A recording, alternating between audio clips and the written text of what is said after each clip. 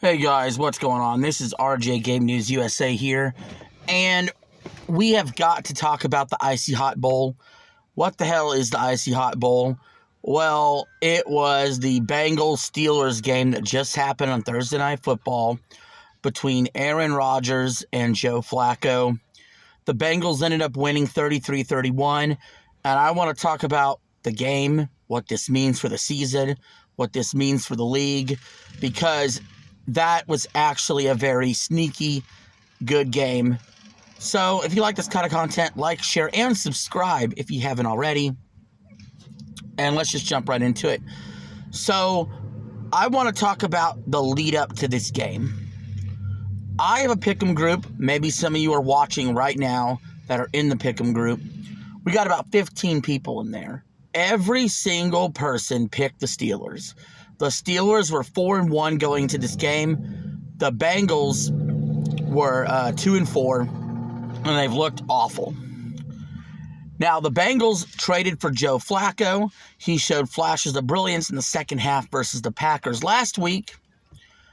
And even though the Bengals were at home, not many people gave them a chance. As I said, everybody in my group picked the Steelers. Everybody I know took the Steelers. But Joe Flacco has this weird thing about him where every now and then he'll throw in a game where he's just freaking awesome. And this is one of them. Threw for over 300 yards, and Jamar Chase had like 16 catches. The Steelers' defense is the problem here. We're going to get to Rodgers in a second. But the Browns are absolute morons, because the Browns gave up Joe Flacco for basically nothing to a division rival. And the Jets are morons because they let Aaron Rodgers walk and they took on Justin Fields. How is this working out for the Jets and the Browns right now? And look how well off the Bengals and Steelers are in their current positions. So, as you guys know, the Bengals really badly needed this win. They needed to stay within earshot of the division. They've done that now. They're 3-4. The Steelers have a really tough schedule coming up. And they also, in some ways, they needed this too, to go 5-1. Because, like I said, that schedule's brutal. And at some point, I know the Ravens are 1-5. They're coming back, and they're going to be playing with hair on fire. So, this was a huge game. This was actually a big deal. And, more people should have and could have seen this upset coming, but they didn't.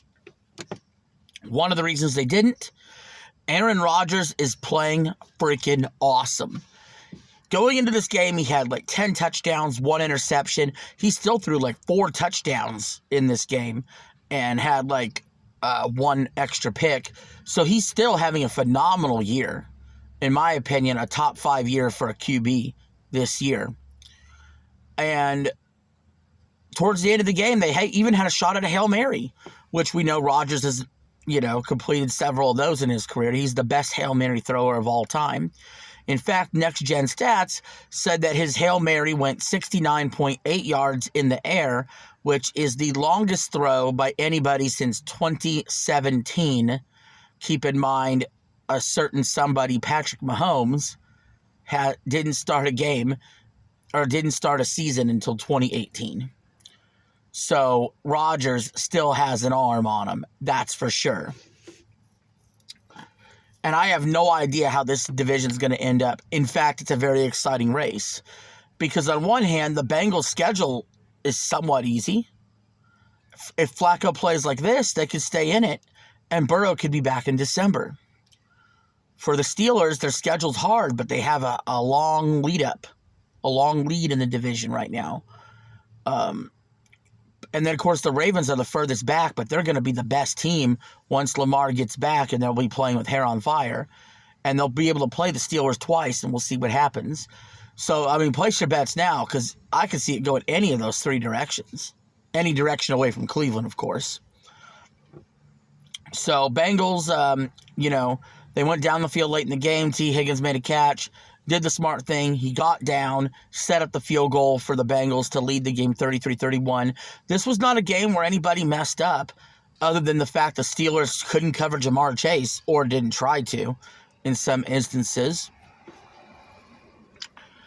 But in particular, if you want to talk about the duel, this is probably the second oldest matchup between quarterbacks ever. There was a matchup between Rodgers and Brady where Rodgers was like 38 or 39 and Brady was like 45. So they're like combined like 83 years old or something like that. This is like a combined 81 or 82 years old. So they dubbed it the Icy Hot Bowl. And these two old quarterbacks came out slinging. Actually had very similar careers in one respect when it comes to their playoff runs. Rodgers, in the lead up to Super Bowl 45, has a road wild card, went on a run and won his only Super Bowl and Super Bowl MVP.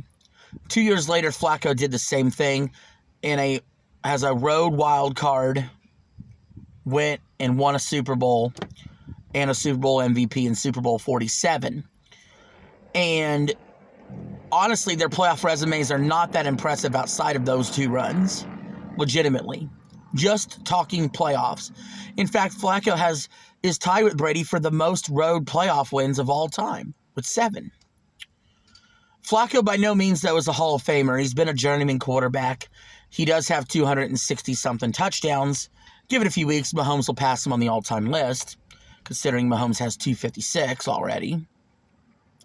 But that's neither here nor there. He's close to passing Joe Montana on the all-time list. But 300 touchdowns isn't what it used to be. That used to be the mark of if you threw 300 touchdowns, you're a guaranteed Hall of Famer. That's just not the case anymore. Matthew Stafford has over 300. I don't think he's a Hall of Famer. He only has one Pro Bowl selection, in fact. He's great, but I don't think Stafford's a Hall of Famer. I don't think Matt Ryan's a Hall of Famer. He has over 300 touchdowns, and he has an NFL MVP, and he's been to a Super Bowl. He's not a Hall of Famer, though. Phillip Rivers may not be a Hall of Famer. He has over 400 touchdowns. He's got more than Dan Marino. But the numbers are inflated. They weren't the best quarterbacks of their generations. However, one guy was. Aaron Rodgers, for sure. Always the bridesmaid, never the bride. He was always the second best quarterback to Brady once he entered the league. And once Brady left the league, he was the second best quarterback to Mahomes until he got a little older and fell down the list. That being said, obviously, surefire Hall of Famer. He's got over 500-something touchdowns. He has 4 regular season MVPs. So he's had a much better overall career than Flacco. But their playoff runs, like I said, very similar. And as somebody who's watched these two play, even while growing up or being a young adult, the Icy Hot Bowl, I believe, will be remembered. One of the best games this year. And so, honestly, I'm happy the Bengals won, just because it keeps things really interesting. But anyway, guys, thank you for watching this video. Leave your thoughts in the comments below. I'll catch you in the next one. RJ signing out. Have a good one.